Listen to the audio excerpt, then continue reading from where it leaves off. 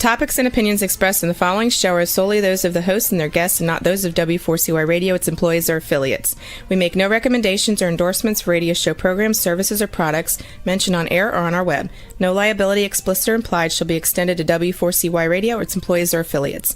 Any questions or comments should be directed to those show hosts. Thank you for choosing W4CY Radio.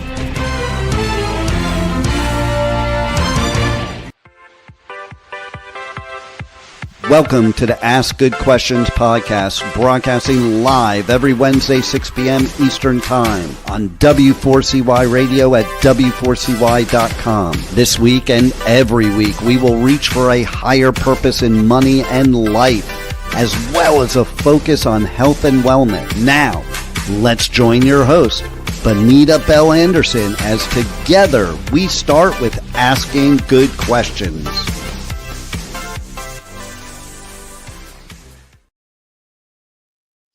Hey, hello, and welcome to the Ask Good Questions podcast. Today, I am dressed in black to, just be kind of in the mood for what the topic today. We're going to be talking about identity theft and cybersecurity and a whole bunch of things that I am very concerned about making sure that you are up to speed on and you know what is up. I was actually talking to a daughter and a granddaughter earlier this morning, and my daughter was saying, hey, Scam Likely calls me all the time. And I said, you know what, Rachel? Scam Likely calls me all the time too. So today we're going to get some answers on how to deal with those types of things. So I'd like to invite Robert, if I say this name correct, I want to say Italian, Siciliano. He can correct me. How am I doing, Robert? Did I butcher your last name? That was perfect. You did good. I just want to go, it's Italian, the Siciliano. It just sounds like you should be from Cyprus or something. Sicily. Sicily, yes. Well, Robert is a cybersecurity expert. Duh. He's a private investigator. He's a certified speaking professional. And he is the CEO of Protect Now, LLC. And he is one of the nation's top trusted voices on cybercrime and identity theft. He's built this fantastic network, and he's appeared on over 500 television shows. He's a fierce advocate for personal and professional security. And he even has a certification program, and he's a best-selling author who strips away technical jargon so that, people can understand, because nobody does anything unless they understand and have, some direction on how to do it, right? Right. So you want to add anything to that, Robert? No, that was great. Thank you. Well, so tell me where you're coming from. I'm in Boston, Massachusetts. So just so you know, yeah. And so everybody knows, I have never, ever parked a car in Harvard Yard, ever. Yeah, no. I've had a wicked lot of beers in Fenway Park, though. I really have. Yeah. Okay. All right.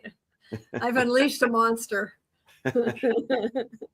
So, Robert, we have some really important stuff. And I want this to be something where people take it serious and they go forward with some actions that they can take today so that they're safer, because Scam Likely is calling me.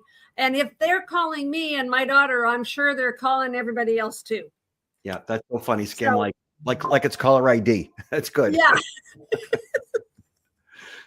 So, well, you're known as, what I was saying, you're known as an expert in this. How in the world did you get into this kind of work?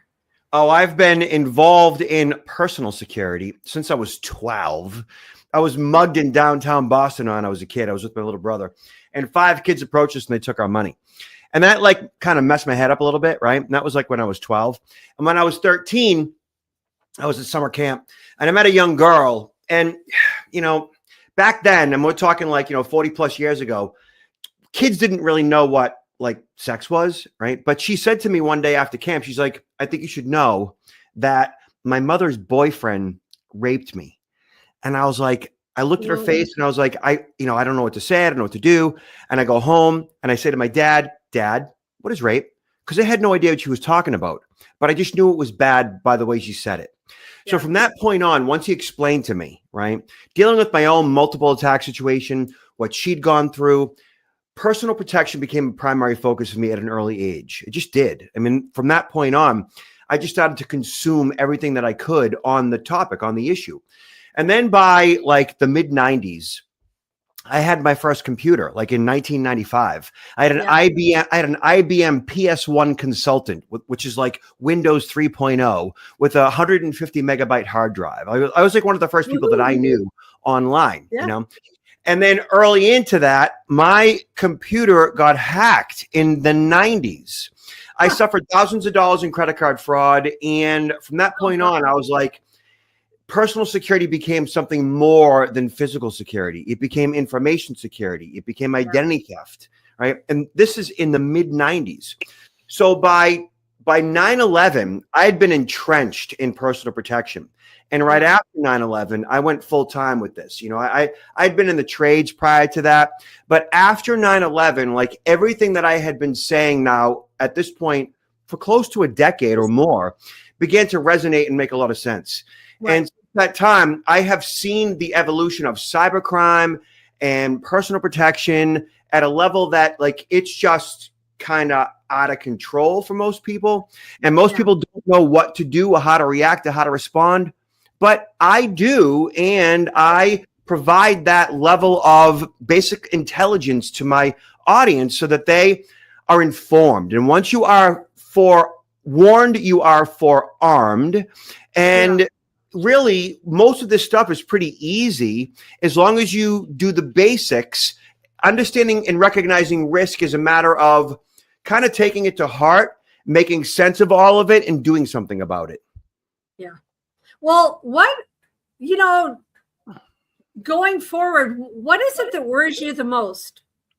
You know, I've been saying to my audience for 30 years, listen, with all of this stuff that I talk about, don't worry about any of it. Just do something about it. Yeah.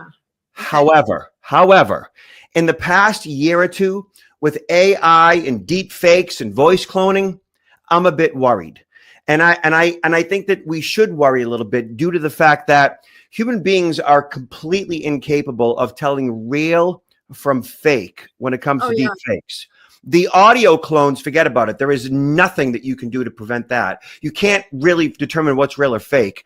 And then as far as the video clones, you know, face overlay and so forth, the technology is there right now to perfect, you know, basically video, but it's not readily available to the public. It's there. It's just not consumable. When that is deployed, when it becomes available to everybody, to the masses, that's when it's going to be really difficult.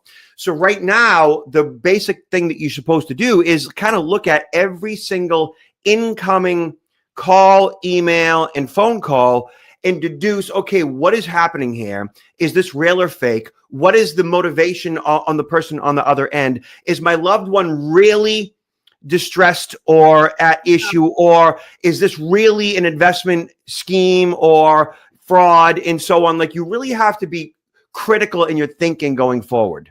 Yeah. Are you, I'm just thinking, if anybody's asking you to do anything on a phone call or an email, you should be doing exactly what you're saying. Yeah. Don't.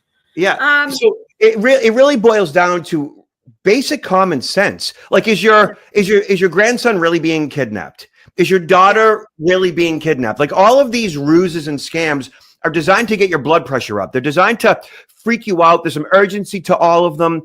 And then the other side of it is like, some of them are revolve around loneliness, you know, getting your emotions all involved. Like, if you're just paying attention, then you really shouldn't get scammed. It's kind of interesting and fascinating what they do and how they do it. But in the end, like, we, with life experience, should be able to tell right from wrong. Yeah, right. Well, what would you say to someone who says, oh, this is scaring the crap out of me. I'm not techie. They're embarrassed about their tech skills. What would you say to somebody? Would you say, go back to what you just said about being aware and thinking about what is this really? Maybe tech skills doesn't have anything to do with it. Well, the good news is, first, the presentations that I deliver when I'm in front of a live audience, I don't speak tech.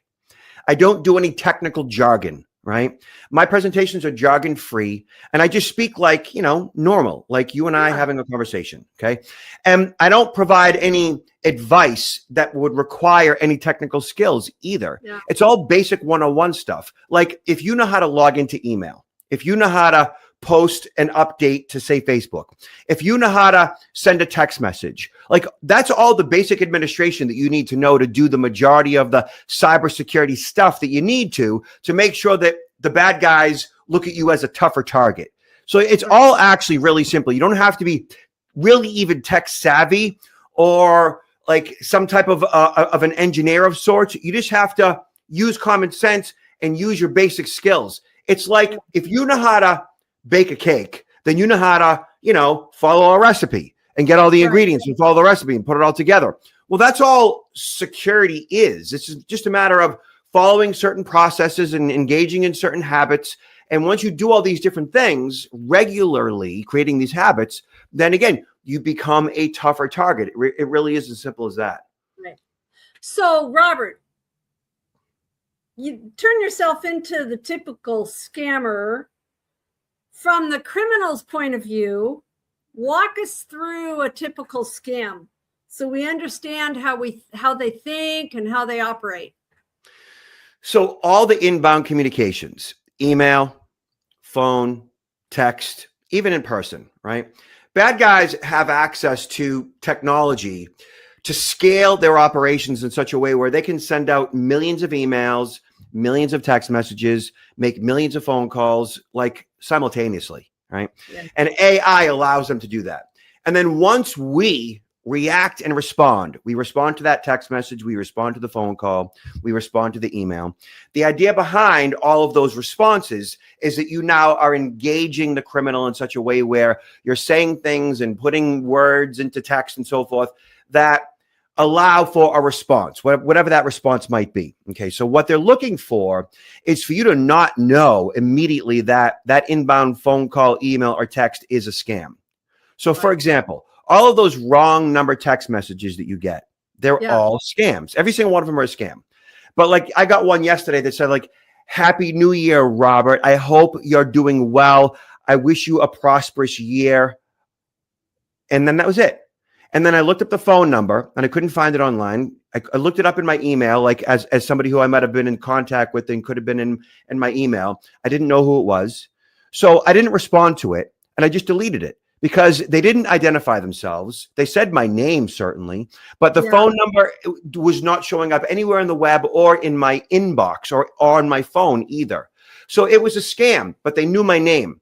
But all I did was ultimately, after the research, just delete the thing. I didn't respond with, "Who's this? I'm sorry, I don't have you in my I didn't do any of that stuff. I just did my own research to find out, do I know this person? And apparently I don't. So it's a scam. Now, if that person really was somebody that I knew, they would have shown up somewhere. They would have made more of an effort. They would have, responded back to me and said, "Hey, this is this and so. But they didn't. It was just a robo text, right? Yeah. Same thing with email. When the inbound email comes in, if it's of an urgent nature, if it's asking for financial information, if it's a threat of some sort, I'm going to do a research on the email address, on the person who is I'm corresponding with, anything about that communication that I may be able to deduce if it's actually my bank or my financial institution or a colleague and so forth. And after a period of time, like you start to look at these inbound communications and go, you know what? I don't even need to do any research on that text message. I don't need to do any research on that email because I've done all that before. And you know what it is? It's just fraud. It's just scams. I don't need to deal with any of this stuff. I'm just going to hit delete. And so once you become savvy to that stuff by, doing the basics, working the research at the beginning of like trying to figure these things out, then you start to see a pattern. And the pattern is they're all fraud, they're all scams, it's all BS, and it's just a waste of your time in the end to even do any of the research or administration on it. The best thing to do really is just to hit delete. There's one instance that you just made me think of where somebody's calling you and they're trying to get you to answer yes, because this scared the crap out of me, because it was like, well, if they can get your voice saying yes, then they can record that and then use it in a different way.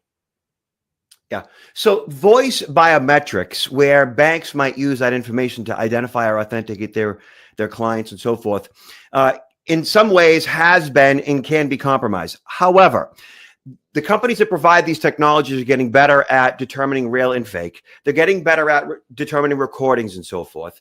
And even though that is an issue, I don't know like how popular it is or how widespread it is. I've never received one of those phone calls. I know it's a thing. I do know that if I don't recognize the phone number, then I'm going to let it go to voicemail. And when I do get various phone calls from whoever it might be, I'm very cognizant and cautious to react or respond verbally in any way before I have a really good sense on whether or not it's real or fake. And the majority of the time, it's just fake, So when you're getting those phone calls, when you're getting those inbound communications, I say the majority of the time, just let it go to voicemail. Yeah. Just let it go to voicemail. Like if your bank really needs you, they're going to find a way to get in touch with you, probably through the U.S. Postal. Right. Well, and also every time that there's been something about my bank, I just call the bank. Call the bank. Yeah. Bypass all that. Bypass all those inbounds. Yeah. 100% of the time, there's no issue with my account. It's just fine. And so, yeah. So that would be another high level thing to remember to do, is just call, if it's call your daughter, call a family member and find out, what's going on with the family member, call the bank, call whatever. So that's, the best thing to do. So here's what a lot of this boils down to, right? So the majority of the people that are, watching, listening and so forth, all of our lives, ever since we were little, ever since we were kids, right? Watching TV, listening to the radio, reading the newspaper, reading magazines, think Time Magazine, New York Times, CNN, MSNBC, Fox News, Wall Street Journal, right? Think of all the TV shows we've watched, all the news programs we've watched, all the books we've read. We've been consuming media our entire lives. We talked on the phone early as kids for years, loved talking on the phone. It was the greatest thing ever. Then we got cell phones, all this stuff. Now we've got text message. Now we've got social media. Now we've got we're just bombarded with all kinds of stuff, and we're being bombarded with fake news too. Okay. So all of us, all of our lives, we've learned and grown to trust all this incoming stuff, all this incoming media. Okay. And so with dozens and dozens of years of trusting inbound communications, consuming all this trustworthy information, we still, to a degree, trust media, right? Yeah.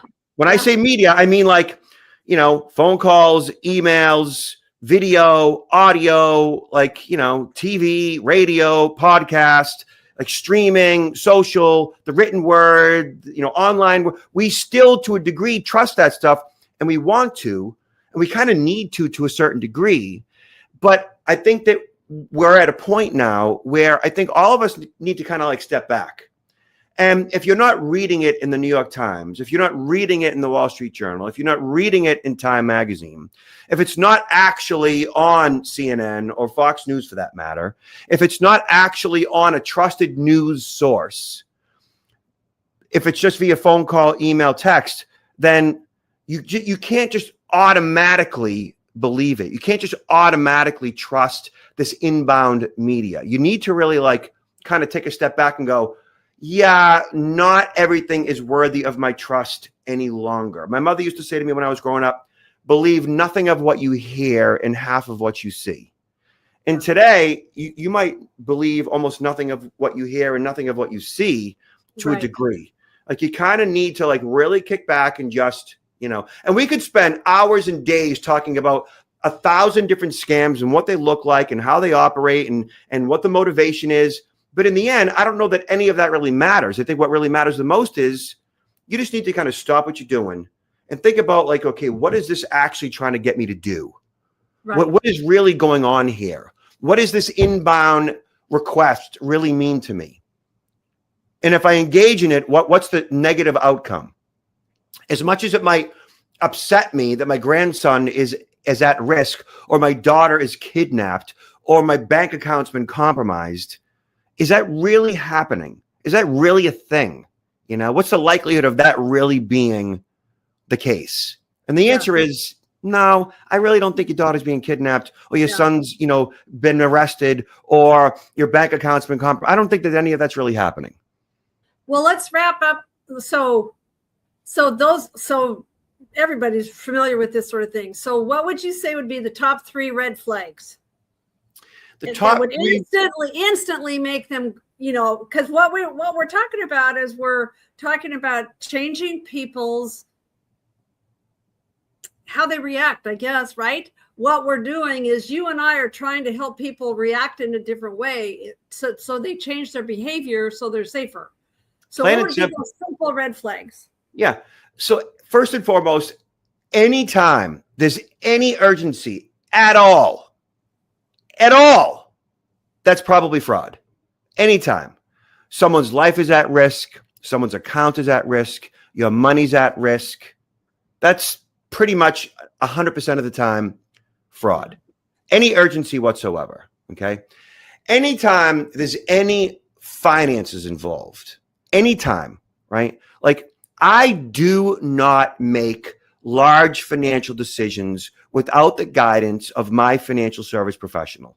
I do not invest in crypto or make stock purchases or move money unless I talk to either or both my accountant or my financial service professional. And I know what I'm doing, but they know what they're doing. Okay. So I'm not going to invest in crypto based on a text message or an email from someone. And it is goofy as that sounds.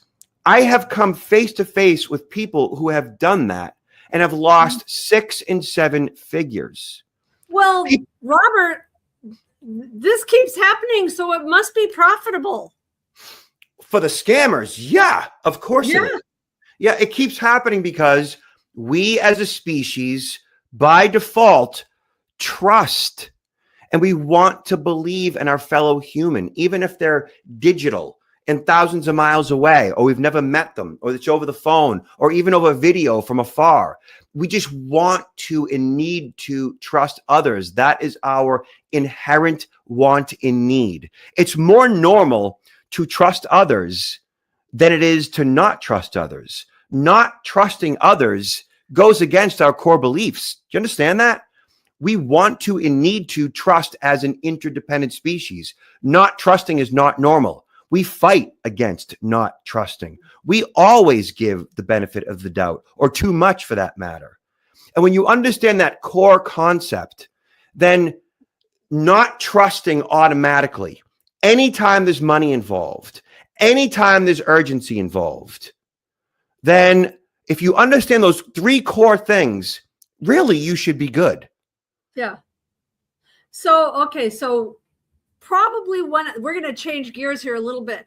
Let's talk about passwords, because I know from my clients, that has been something that has just driven people crazy. Yeah. And many people reuse. In fact, I was going through my security on Google Drive the other day. Many people reuse the same password everywhere. How big of a risk is that really? And what's a realistic password strategy? So this is about as technical as we're going to get. Okay. Password management really is a pretty simple process. It's a really simple strategy. Okay. And it's simple. Think of it like this, right? Like, I got a mobile phone. You got a mobile phone. I don't know my mother's phone number. I don't know my father's phone number, right? I never really committed it to memory. Never had to, because this thing did it for me. Right? Yeah. Okay. So just like your mobile phone or your phone book or contact manager, whatever you want to call it, your contact list, a password manager is just a software program that you download and install onto your computer. It works with your browser, whatever your browser is whether it's Chrome or Firefox or Edge or Safari, right? Apple has their own proprietary password manager. There's if you search the term password manager, there's hundreds of them out there. There's probably about a dozen that are really good, right? Just search password manager on Google and you'll find all kinds of options. Well, what if the password manager gets hacked? Not worried about that. The password manager companies are security companies with bank level military grade encryption. I'm not worried about the password managers getting hacked. Okay. That being said, once you download this password manager, it's just like using any other software program like Microsoft Word or anything else that you might use, right? You get to understand how it works, right? And what it does is it automatically creates passwords for you, uppercase, lowercase, numbers, and characters, right? Long, strong passwords that you're never going to have to remember. And then when you visit a website like Bank of America, let's say, you create this passcode, you change up the Bank of America passcode, you plug it into Bank of America. And then once you do that, the password manager says, okay, do you want me to remember the Bank of America password? And you're like, of course I do. And then it saves it for you. So next time you want to log into Bank of America, you go back to your password manager. You just hit Bank of America in the password manager, and it takes you directly to bankofamerica.com, goes to the login page, plugs in your username, plugs in your passcode, and you're good to go. It's as simple as that. Like any other software program, there's a bit of a learning curve, but once you spend the time with it, right, you get to know it. And it's like anything else. You know, you become better at it over time. It becomes a part of your life as you spend time with it. And I've been using a password manager now for 20 plus years. I would say for the $20 a year that I spend on it, it is absolutely the best use of my time and my money when it comes to my security. Yeah. Yeah, And really. That's probably use a password manager, whatever that is for you. Yeah, that's probably the best idea of the whole episode, isn't it? Easy and simple. And here's the problem with passwords. And you already alluded to this. 90+% of us, all of us, 90+% are using the same passcode across multiple accounts. Yeah. And here's the danger in that. Even if it's a good, strong passcode, here's the danger in that. There are on average about 2,500 data breaches every single year in the US. That means, in 10 years, that's about 25,000, 30,000 data breaches. That equates to about 175 billion compromised networks in the past, what, 15, 20 years? 175 billion compromised records. So your information being out there is probably very likely. It is out there. Okay. I've had criminal hackers email me my social security number and go, hey, security guy, here you go. Ha ha. Just to flex their muscles to show me how cool they are. Whoa. Right. And I don't even care. Why? Because they have something called a credit freeze. And a credit freeze is a tool that you get for free through the credit bureaus that locks down your credit report. So getting a credit freeze makes my social security number useless to a thief. Getting a password manager and changing up your passwords makes your existing passwords useless to a thief. And on top of that, you set up two-factor authentication. And two-factor authentication is when you log in, say, to Facebook with your username and your passcode, then you get a one-time text message to your phone. That one-time text is that second factor, your phone being that second factor in that one-time. Is it really you? Yes, it's really me. Exactly. Yeah. So credit freezes to protect your identity. Go to Experian, TransUnion, and Equifax, right? Search credit freeze via Google, right? Credit freeze TransUnion, credit freeze Equifax, credit freeze Experian, right? And you'll find the page on each of the bureau's site to freeze your credit. Once you do that, you protect your identity. Search password manager in Google, and you'll find all kinds of articles to talk about the top 10 password managers.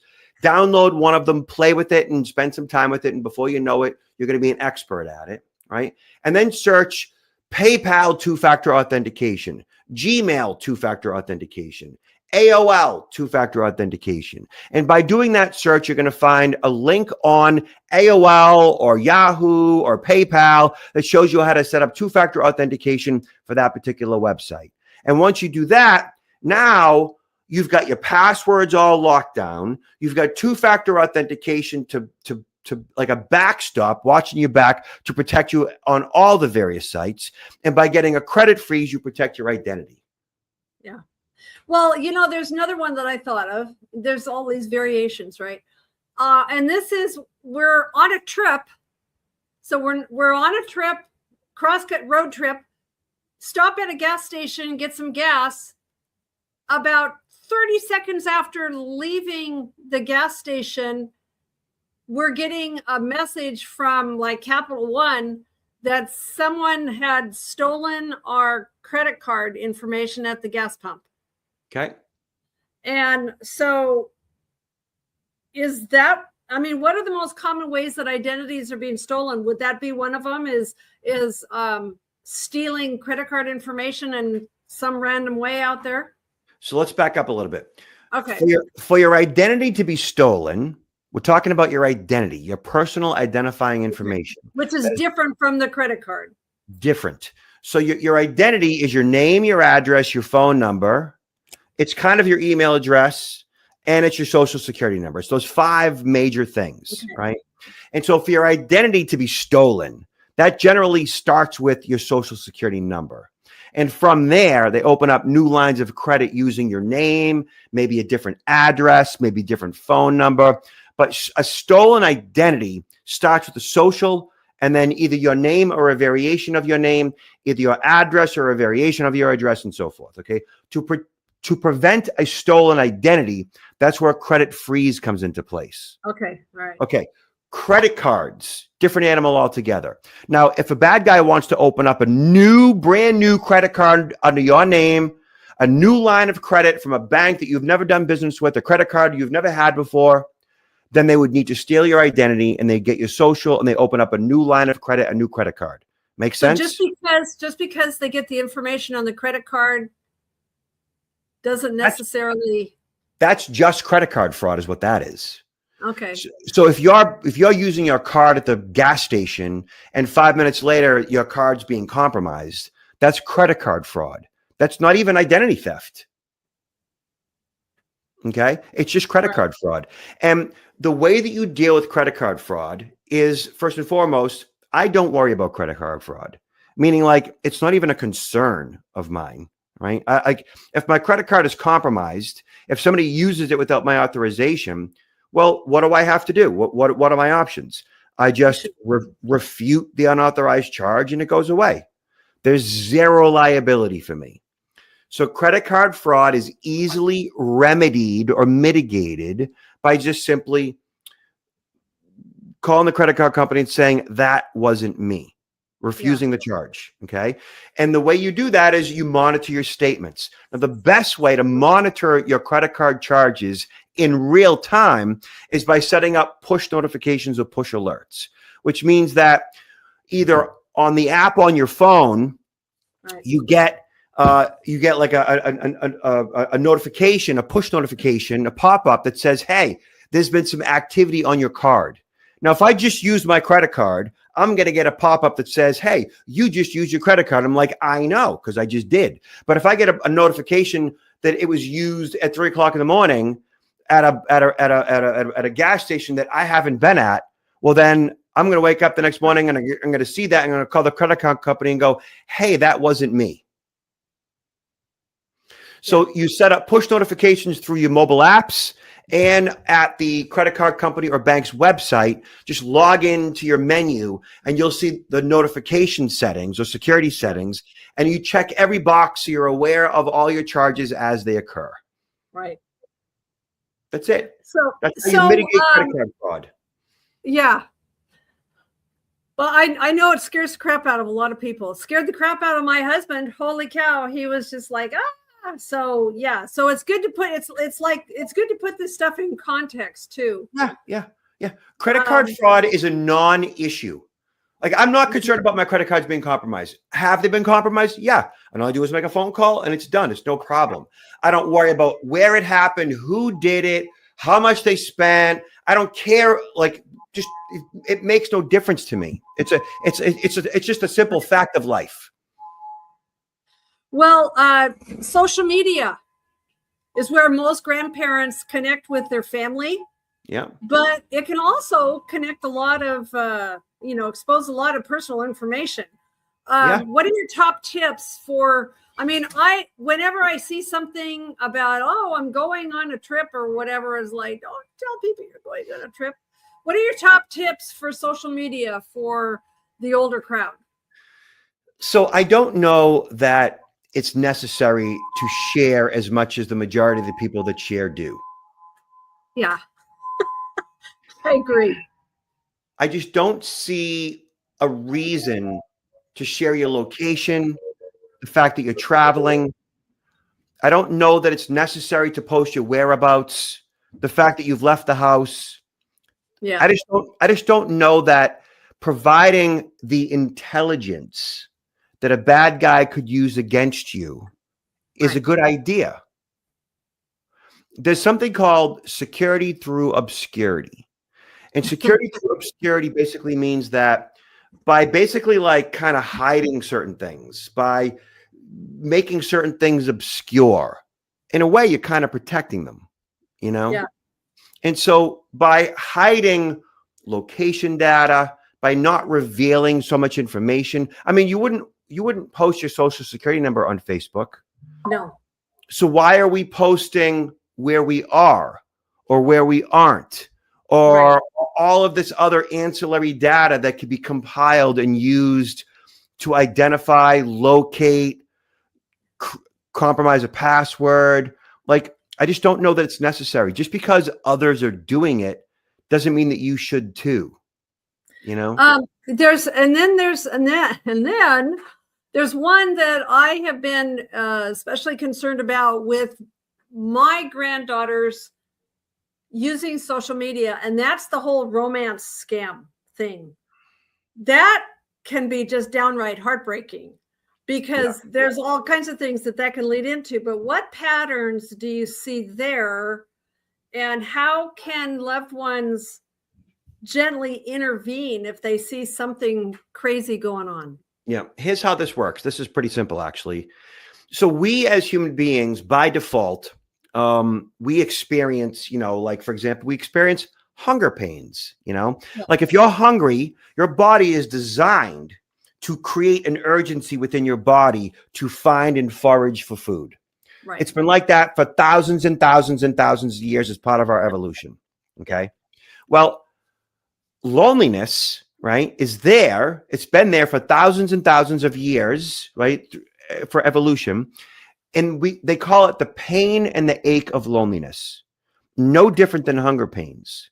So like if you are, say, solo, right, and you're at a certain point or age in your life, whatever it might be, and you begin to feel those pains and ache of loneliness, what does it do? It directs you and guides you towards finding companionship. Because we are social, interactive, interdependent creatures. We need each other for our survival, okay, for procreation. Right. So loneliness is natural and it's normal, right? And on average, about 25% of all humans experience loneliness on a regular basis. Right. 25%. I've been married now for 25 plus years. I really haven't experienced loneliness myself since I was in my early 20s, right? But I know that like married couples often experience loneliness, in their marriage. Like that's a normal thing, That all that being said, when we are experiencing loneliness and we're contacted by someone, or we reach out and they reach back digitally, via text, via email, via phone, right? There's a high likelihood that if you are experiencing the pain and ache of loneliness and the person you're communicating with begins to soothe that pain and ache, and your focus now becomes that person, that if that relationship was created virtually, and you don't truly know this person, you haven't truly met this person, you truly don't really have a reason to trust this person because you have no formal relationship. Like you don't know them. They're not a person that is a friend of a friend. They're not a person that you've actually spent time with in the physical world. Right. These are all red flags. Okay. And even though the pain and the ache of loneliness is beginning to dissipate because you are now in this relationship, that doesn't necessarily mean you're in a relationship with somebody who actually has your best intentions. Yeah. So when I talk to banks and credit unions all the time, they tell me like there isn't a day or a week that goes by that they don't have clients that come into the bank that are wiring thousands and thousands and thousands of dollars to somebody overseas because they think that they are in an actual romantic relationship with this person. Wow. And sometimes that same person comes in month after month after month, and the bank employees say to that person, this is a scam. Like, you're not actually in a real relationship with this person. Have you ever actually met them? And the bank client says, I don't care. I don't care. And why don't they care? Because they're not lonely. Yeah. They don't even care about the money. They don't care about the money. They're just not lonely anymore. And that's all that matters to them. You see what I mean? Yeah. So yeah. So it's important that like we as friends and family of somebody who could potentially be lonely, we intervene, interact, engage, find out what's going on, have a certain say over their finances, maybe like just provide them like the social interaction that they might need to find somebody locally, right? Well, Understand. This is a problem for people who have lost their spouse, older people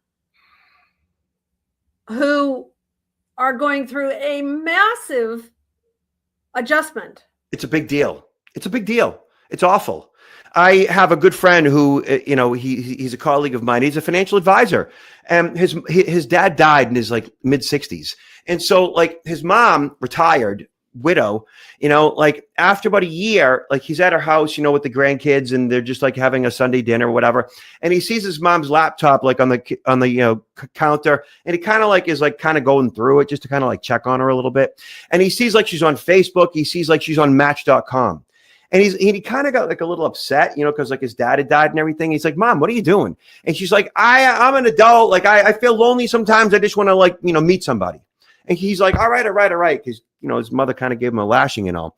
And then he calls me like 3 months later. He's like, dude, I got a problem. He's like, my mother, apparently like she met this guy on Facebook who like was a colonel in the army. And apparently like he found a big trunk of money in like one of those spider holes in a house that they invaded. He's like, and my mom like was in this relationship with this guy, and he needed my mother's help to get the money out of Afghanistan. Oh, geez. How much money do you think that she wired overseas? Oh, did she really? How much do you think? Oh, I don't know. I hope not more than a couple thousand. How much did she do? $235,000. Oh. Okay. This is a friend of mine. I mean, he threw up when this happened. He physically threw up. He was ill for days. She was upset, more so because she didn't want to believe that the guy that she was in a relationship was actually a fraud. And there was, her son had a hard time explaining to her that this is fraud. Like, she didn't want to believe it. Yeah. But like what happened to her is kind of perfectly natural and normal. It's not okay. It's not good, but that's like what we do. Yeah. But like we are capable of understanding this, and we're capable of intervening early on. We're capable of like engaging in vulnerable loved ones that might like be in a situation. Yeah. So it's important that like we recognize this about certain people in our lives, and we kind of like do what's necessary.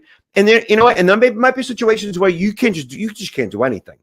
They're just going to do what they're going to do. And that's that. Like this, sometimes you just can't, but sometimes you can. And $235,000, I think I might've done a little bit more. Well, Robert, as we suspected, our time is gone. I know. There's so much to talk about. As we wrap up, what's your biggest message of hope? How can people move from fear and anxiety about scams to feeling empowered and protected? Well, first and foremost, if you're listening to this, if you're watching this, share this with as many people as possible. Okay. Yeah. Knock some sense into some of the people that need a little more sensibility and common sense. Right. And then every time the phone rings, be suspect. Every time you get an email, every time you get a text message, look at that and go, yeah, I don't think so. Delete, do the basics. Get a credit freeze to protect your identity. Set up push notifications for your credit cards. Set up two-factor authentication for all your critical websites, right? Set up push notifications for your credit cards if I didn't already say that, right? Password manager, and you should be good. Do those basic things. And you're good. 99% there. Yeah, you're good. Yeah. Well, I do feel like this is important enough to bring it to the forefront. We're probably going to have another conversation because I want this to be an ongoing conversation, because I think people get complacent, and I think people need to be, having a check as to what their behavior is every day. Yeah. So thank you so much, Robert. This is Don't automatically trust. Don't automatically trust. Yeah. Yes. Don't use your common sense. Yes. Use your common sense. Yeah. Be smart. Be thinking about all of those different things. If you're a senior and your spouse has died, go to the Senior Citizen Center, go to the YMCA, go someplace where you can connect with people. Not online.